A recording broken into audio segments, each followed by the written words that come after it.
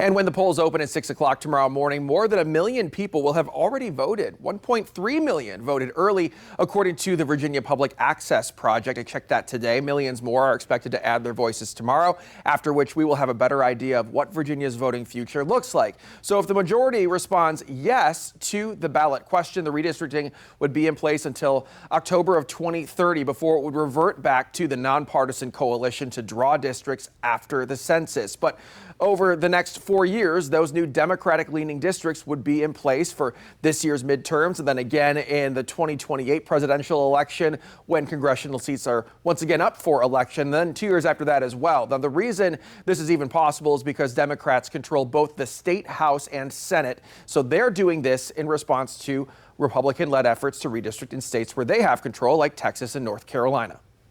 The Democratic states are answering in order to bring balance. It's not about control, but it's about balance from their standpoint.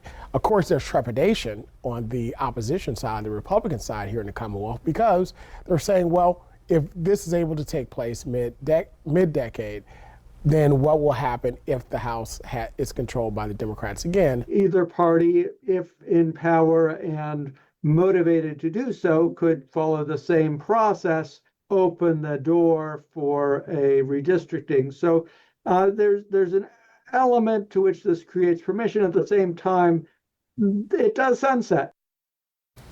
Another thing to think about is this is still an issue that the Supreme Court of Virginia is considering. After a lower court struck down the redistricting effort earlier this year, the Supreme Court gave the go-ahead for the referendum to happen. That does not mean they can't consider legal challenges after the fact, though the political analysts you just saw there that I talked to today both say they do not expect the court to strike down whatever it is the voters decide tomorrow.